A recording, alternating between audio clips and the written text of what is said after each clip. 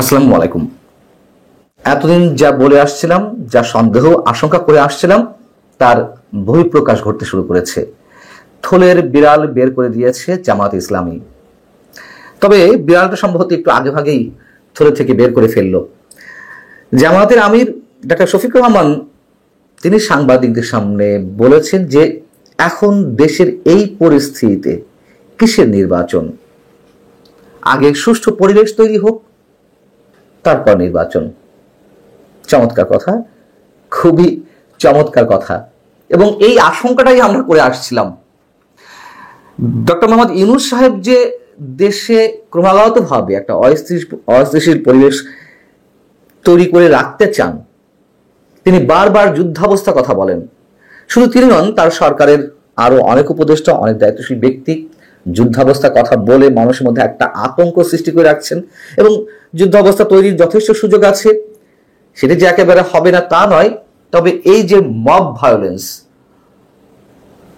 চারিদিকে আরো বিভিন্ন বিষয়ে অস্থিরতা তৈরি করে রাখা, এই সবই বিশেষ উদ্দেশ্যে করে রাখা হচ্ছে। আমরা বলে আসছি যাতে নির্বাচনকে প্রলম্বিত করা যায়।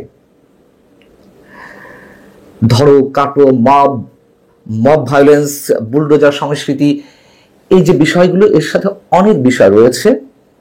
এর মধ্যে যেমন মুক্তিযুদ্ধের ইতিহাস মুছে ফেলার একটা চেষ্টা, কিংবা আওয়ামী লীগ নিশ্চিহ্ন করার একটা চেষ্টা, সব কিছুর সাথে নির্বাচনটা প্রলম্বিত করার বিষয়টি একটি কমন সাবজেক্ট তাদের কাছে, এমন মন্তব্য অনেকেরই। এবং নির্বাচন প্রলম্বিত করার যে ডিজাইনগুলো সরকারের কাছে রয়েছে, এটি তার অন্যতম একটি অংশ, যাতে চরম একটা অস্থিতিশীল পরিবেশ সৃষ্টির মধ্য দিয়ে মানুষ কেউ উচ্চারণ করতে না পারে যে নির্বাচন দেওয়া হোক। যেভাবে মব সন্ত্রাস চলছে, যেভাবে খুনোখুনি, রাহাজানি, যেভাবে অন্যান্য বিষয়ে মানুষ অস্থির হয়ে আছে, আতঙ্কের মধ্যে রয়েছে, তাতে অবশ্যই যখন নির্বাচনের দাবিটা খুব জোরালো সহকারে উঠবে, তখন মানুষ বলবে আসলেই তো এর মধ্যে নির্বাচন কেন দিতে হবে, নির্বাচন এই মুহূর্তে তো সম্ভব না, মানুষ তো ভোট কেন্দ্রে যেতে পারবে না। তবে এটুকু আমরা আশঙ্কা ব্যক্ত করছি যে যা চলছে এর চেয়ে সত্যি সত্যি আরো ভয়ঙ্কর পরিবেশ সৃষ্টি করা হবে, তারা সেটি যারাই করুক না কেন। এবং সেই বিষয়টি আগে ভাগে জামাতের আমিরের মুখ থেকে বেরিয়ে এলো।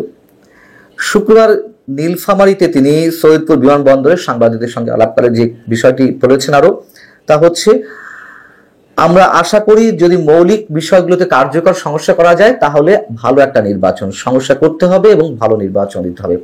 জামাত তো বিভিন্ন সময় বিভিন্ন ধরনের মন্তব্য করে আসছে। কখনো বলছে স্থানীয় সরকার নির্বাচন আগে দিতে হবে, কখনো বলছে ডিসেম্বরে নির্বাচন ভালো হয়, দিলে ভালো হয়, কখনো বলছে যে নির্বাচন এপ্রিলের মধ্যে হলে ভালো হয়, কখনো বলছে না ফেব্রুয়ারিতে কেন নির্বাচন, কখনো বলছে যে মৌলিক সমস্যাগুলো হলে ভালো হয়, কখনো বলছে আমূল সমস্যা করতে হবে।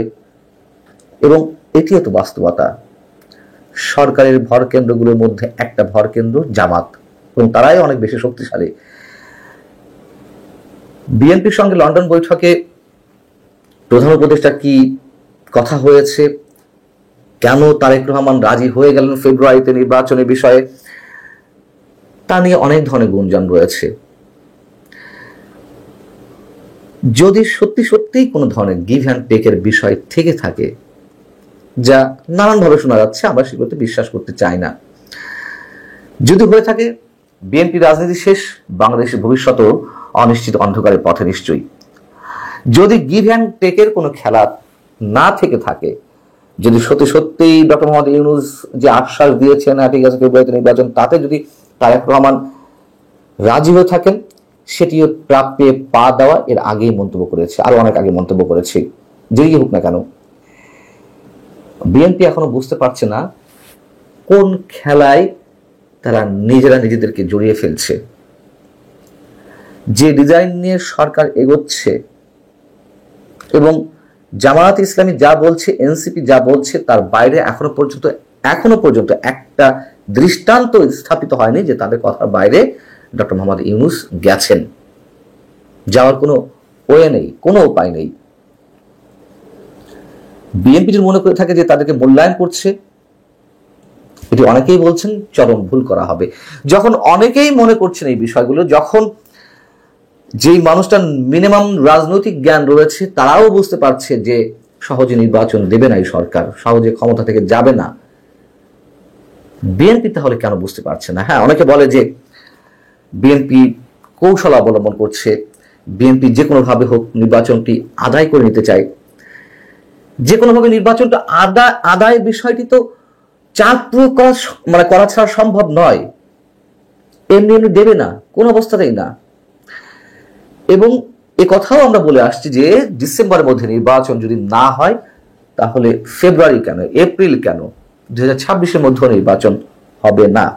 একটা পর্যায়ে দিতেই হবে, তবে তার আগে আরো অনেক কিছু হয়ে যাবে।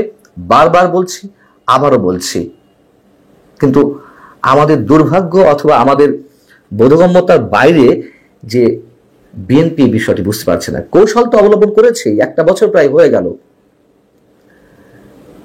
কিন্তু তারপরেও তারা চাপ প্রয়োগ করতে পারছে না। বরং ইশরাক হোসেনকে নিয়ে যে আন্দোলনটা গড়ে উঠেছিল ঢাকা দক্ষিণ সিটি কর্পোরেশনের মেয়র পদে বসার জন্য, সেটি নিয়েও বিতর্ক রয়েছে। তবে হয়েছে তো, একটা আন্দোলন গড়ে উঠেছিল। লন্ডন বৈঠকের পরে সেই আন্দোলনেও ভাটা পড়ল, বিএনপি পিছু হটল। বিএনপি রাজনৈতিক ভবিষ্যৎ কি আমরা জানি না। প্রথম অনেকেই নিশ্চিত ছিলাম যে নির্বাচন হবে, বিএনপি ক্ষমতায় চলে আসবে, কিন্তু সেই বিষয়টি এখন অনেকের কাছেই দুরাশা মনে হচ্ছে। আলটিমেটলি দেশের কি হবে, সাধারণ মানুষের ভাগ্য কোন দিকে যাচ্ছে, সেটি এখন অনেক বড় বিষয়। জামাতের আমিরের মুখ থেকে যেই কথাটি বেরিয়েছে, এটির জন্যই সম্ভবত আমরা অপেক্ষায় ছিলাম। এখন জামাতের আমির বলেছেন, এনসিপি তো বলতেই আছে যে অবস্থা নির্বাচন নয়, কোন অবস্থাতেই নয়, তাদের নানান ধরনের শর্ত আছে এবং সেগুলো আস্তে আস্তে আমাদের সামনে আসবে। খুব স্বাভাবিক, আমরা একটু ওয়েট করি, সবই দেখতে পারবো। আসসালামু আলাইকুম রহমতুল্লাহি ওবরকাতুহু। সম্মানিত দর্শক, ডক্টর মোহাম্মদ ইউনূসের সরকারের হাল হকিকত কি? এ সরকার কতদিন টিকবে, কিংবা এই সরকার কতদিন ক্ষমতায় থাকতে চায়? সামনে যে নির্বাচনের কথা বলা হচ্ছে, সরকার কি আসলে আন্তরিকভাবে সে নির্বাচন দিতে চাচ্ছে? আর যদি সে নির্বাচন দেয়, সেক্ষেত্রে ডক্টর মোহাম্মদ ইউনূস যে সকল তার মদদে দল তৈরি করেছেন, এনসিপি সহ অন্যান্য রাজনৈতিক দল প্রায় 50 থেকে 60টি, যাদেরকে বলা হয় কিংস পার্টি। কিংস পার্টির আগে কিংস পার্টির ফাদার হিসেবে তিনি 3 থেকে 4টি বড় বড় রাজনৈতিক দলকে তৈরি করে ফেলেছেন। তারা বিএনপি এবং আওয়ামী লীগের মতো অত বড় দল নয়, তবে নিঃসন্দেহে রাজনীতির যে অভিজ্ঞতা, সারা দেশে তাদের যে সাংগঠনিক তৎপরতা, এবং একটা রাজনৈতিক দলের জন্য সবচেয়ে বেশি যেটি দরকার সেটি হলো অর্থনৈতিক, যাকে বলা হয় সক্ষমতা।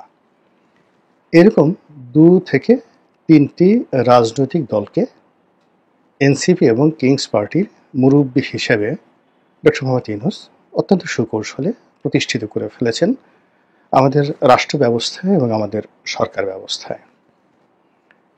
এর বাইরে সাপোর্ট হিসাবে, মানে এনসিপি, কিংস পার্টি, তার সঙ্গে তাদের মুরব্বী 2 থেকে 3টি দল, তাদেরকে আবার ডান দিকে এবং বাম দিক থেকে সাহায্য সহযোগিতা করার জন্য বাংলাদেশের প্রচলিত রাজনীতিতে যে সকল দল বেশ অভিজ্ঞ, তারা অনেকে ক্ষমতায় এসেছে, ক্ষমতার অংশীদার হয়েছে, আবার অনেকে ক্ষমতায় আসেনি বটে, তবে তাদের যোগ্যতা এবং অভিজ্ঞতা নিয়ে কোনো রকম সন্দেহ নেই। যেমন ধরুন জাতীয় পার্টি কিংবা বাংলাদেশ কমিউনিস্ট পার্টি। এই দুটো সংগঠনকে ডক্টর মোহাম্মদ ইউনূস এখন পর্যন্ত আক্রমণ করেননি। ফলে তার যে রাজনৈতিক মাস্টার প্ল্যান, সেই মাস্টার প্ল্যানের ডান দিকে জাতীয় পার্টি, বাম দিকে কমিউনিস্ট পার্টি, সেখানে অতন্ত্র প্রহরী হিসেবে আগামী দিনে যদি তাকে সহযোগিতা করে, এতে আশ্চর্য হওয়ার কিছু থাকবে না। আমরা যেটা পর্দার সামনে মানে মঞ্চে যেটা দেখতে পাচ্ছি, আওয়ামী লীগের উপর আসলে খুব জুলুম অত্যাচার হচ্ছে। কিন্তু বাস্তবতা হলো যে আওয়ামী লীগের অনেক লোক, বিশেষ করে যাদের বিরুদ্ধে মব হলে, যে মব সন্ত্রাস নিয়ে আমরা আজ এত নেতিবাচক কথা বলছি, যাদেরকে যদি ছাত্র এবং জনতা পিটিয়ে জীবন্ত কবর দিয়ে তারপর সেই কবরের উপরে তারা লম্ফ এবং ঝম্প করত, অক্টোবর, নভেম্বর, ডিসেম্বর 2024 সনের এই সময়গুলোতে সারা বাংলাদেশে মিষ্টি বিতরণ হতো। এরকম বিতর্কিত, দুর্নীতিবাজ এবং যারা দেশের শত্রু, তারা যে কিভাবে সীমান্ত পাড়ি দিয়ে সারা দুনিয়াতে ছড়িয়ে পড়েছে, যা কিনা আমাদের পুরো রাজনৈতিক অঙ্গনকে অস্থির করে তুলেছে।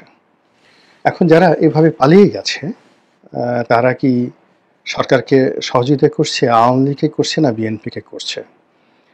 তারা কি দেশকে অস্থিতিশীল করতে চাচ্ছে নাকি বাকি জীবন নীরবে নিভৃতে কাটাতে চাচ্ছে? এই সমস্ত বিষয় নিয়ে এখনো প্রকাশ্যে আলোচনা শুরু হয়নি, কিন্তু খুবই জরুরি ভিত্তিতে এই বিষয়গুলো নিয়ে আলোচনা করা দরকার। একজন রাজনীতিবিদ, খুব তরুণ একজন রাজনীতিবিদ, তিনি বলছিলেন, রাজনীতিবিদ নয়, সঙ্গীত শিল্পী, একজন সঙ্গীত শিল্পী, খুবই বিতর্কিত। তিনি যেটা বলছিলেন যে টাকার চাইতে আকর্ষণীয় কোনো হিরোইজম বা হিরোইজম নেই। আমরা যে সেলিব্রিটি হতে চাই বা আমরা যে সাহসী হতে চাই, বীরত্ব দেখাতে চাই, তো সেক্ষেত্রে বর্তমানে জমানাতে টাকা হলো সবচেয়ে বড় মাপকাঠি। আপনার টাকা থাকলে আপনি জ্ঞানী না হয়েও জ্ঞানের অধিকারী হবেন, জ্ঞানীরা আপনার পদতলে কদমবুচি করবে।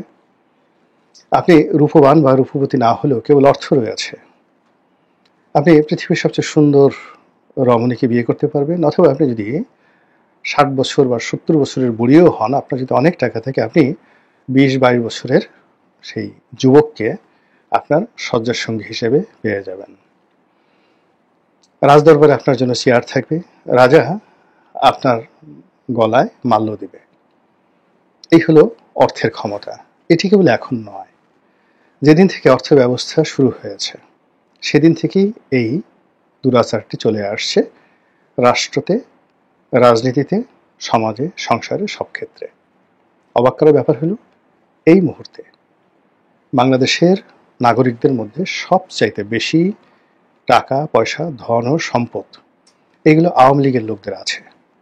কেউ পালিয়ে আছেন, কেউ পালাননি, কিন্তু টাকা তাদের হাতে। আর সেই টাকার পেছনে কিভাবে পঙ্গপালের মতো রাজনৈতিক দলের নেতারা ছুটছে, কিভাবে বেহায়ার মতো সেই টাকার স্বাদ নেওয়ার জন্য, টাকার ভাগ নেওয়ার জন্য তারা ঘুরছে। আওয়ামী লীগ নেতাদের অনেকগুলো 5 স্টার হোটেল ছিল, অনেকগুলো টেলিভিশন চ্যানেল ছিল বা আছে, অনেকগুলো ব্যবসা প্রতিষ্ঠান থেকে শুরু করে আরো অনেক কিছু, ব্যাংক, বিমা। একটি জায়গাতেও আওয়ামী লীগের স্বার্থ ক্ষুণ্ণ হয়নি। সেটা এস আলম বলেন, সামিট গ্রুপ বলেন, কিংবা ভারতের আদানি বলেন, কিংবা তমা কনস্ট্রাকশন বলেন, সাইপ পাওয়ার টেক বলেন, এই সমস্ত বড় বড় জায়ান্ট কোম্পানিগুলো, তারা আগের যে কোনো সময়ের চাইতে এই নব্য যুগের যারা রাজনীতির কুশীলব, তাদেরকে অনেকটা সেই কাটা খাওয়া বিড়ালের মতো তাদেরকে সামনে কাটা রেখে, উচ্ছিষ্ট রেখে তাদেরকে যেভাবে ঘুরাচ্ছে, এই ঘুরানোর ফলে আপনি অনেকের ছেলেকে দেখতে পাবেন, অনেক এই কাটা খাওয়া বিড়ালের ছেলে মেয়েকে দেখতে পাবেন যে আওয়ামী দোসরদের সেই অফিস আদালতে ভিক্ষুকের মতো বসে আছে। অনেক বর্তমান কাটা খাওয়া বিড়ালকে দেখতে পাবেন আওয়ামী দোসরদের সাথে দেখা করার জন্য সিঙ্গাপুর, ব্যাংকক, দুবাইতে তারা ছুটোছুটি করছে। তো এই যদি হয় আওয়ামী অর্থনীতির অবস্থা, তাহলে আওয়ামী রাজনীতির অবস্থা খুব কি খারাপ? আপনার কি মনে হয়? বরং আমরা যারা 2009 সন থেকে একেবারে 25 সন পর্যন্ত কায়মনো বাক্যে আওয়ামী লীগের বিরোধিতা করেছি, এবং এই পরিবর্তিত পরিস্থিতিতে না ঘরকা না ঘটকা আমরা আগের মতো যারা কথা বলে আসছি, অন্যায়কে অন্যায়, সাদাকে সাদা, কালোকে কালো, তারা অবাক বিস্ময়ে দেখছি যে আম এবং দুধ একত্রে মিশে গেছে। সেই বর্তমান জমানাতে যাদের হাতে ক্ষমতা, আগামীতে যাদের হাতে ক্ষমতা আসবে এবং অতীতে যাদের হাতে ক্ষমতা ছিল, সবাই মিশে গেছে। অল্প কিছু লোক যদি ধরেন বাংলাদেশে অনেক লোক আছে, আমি ক্ষুদ্র গোলাম মোল্লা রনি আছি, নুরুল কবির সাহেব আছেন, তৃতীয় মাত্রার জিল্লুর সাহেব আছেন। একটা স্ট্যান্ডার্ড মেনটেন করে, এটা লেভেল মেনটেন করে আমরা যে কথাবার্তা বলে যাচ্ছি, আমাদের কি হলো বা আমাদের কি হবে, এটা নিয়ে আমরা কখনো চিন্তা ভাবনা করিনি। আমরা যেভাবে আছি সেভাবে বলে যাচ্ছি এবং আলহামদুলিল্লাহ আমি এতে খুশি। যেটা বলছিলাম, তো এই যে একটা রাজনীতির ঘূর্ণিপাক, রাজনীতির একটা জটিল অঙ্ক, সেই জটিল অঙ্কের মধ্যে সবচেয়ে বেশি বিপদে আছেন ডক্টর মোহাম্মদ ইউনূস এবং তার যারা ঘনিষ্ঠজন, যারা এই রাজনীতির কূটকৌশলের মধ্যে কখনো পড়েননি, যারা রাজনীতির সেই কূটকৌশলের অংশীদার হতে চাননি এবং রাজনীতির ক্রিয়ানক হিসেবে কখনো দালালি তারা করেননি, কিন্তু নিয়তির নির্মম পরিহাসে তারা রাজনীতির একেবারে শীর্ষ পদে এসে বসে গেছেন। এখন এই মানুষগুলোকে, যারা উপদেষ্টা মণ্ডলীতে আছেন, যারা বিপ্লবী ছাত্রনেতা হিসেবে আছেন, এখনো পর্যন্ত নীতি এবং আদর্শ ধরে আছেন, যাদের বিরুদ্ধে এখনো পর্যন্ত দুর্নীতির অভিযোগ আসেনি, আর অন্যদিকে ডক্টর মোহাম্মদ ইউনূস এবং তার পরিবার, তাদের বিরুদ্ধে অনেক অভিযোগ এসেছে, কিন্তু মোরাললেস ঠিক ওইরকম ভাবে কি বলবো, বিএনপি জমানাতে বা আওয়ামী লীগ জমানাতে যেভাবে মারাত্মক দুর্নীতির কথা আমরা শুনেছি, টাকা পাচারের কথা শুনেছি, এই জিনিসগুলো এখনো ডক্টর মোহাম্মদ ইউনূস এবং তার পরিবারের বিরুদ্ধে আসেনি। অভিযোগ আছে তিনি একটা লাইসেন্স নিয়েছেন বিশ্ববিদ্যালয়ের। আচ্ছা ঠিক আছে, আওয়ামী লীগ জমানাতে, বিএনপি জমানাতে অনেক অশিক্ষিত লোকজন 8 পাস করেনি, তারাও বিশ্ববিদ্যালয়ের ট্রাস্টি বোর্ডের চেয়ারম্যান হয়েছেন, বড় বড় বিশ্ববিদ্যালয়ের মালিক হয়েছেন। তো সেক্ষেত্রে ডক্টর মোহাম্মদ ইউনূস যদি একটা বিশ্ববিদ্যালয়ের মালিক হন বা লাইসেন্স নেন, ক্ষতি কি বলেন তো? তিনি ম্যান পাওয়ারের লাইসেন্স নিয়েছেন, ভালো কথা। তো অন্য 10 জনে যদি পেতে পারে, তিনিও তো পেতে পারেন।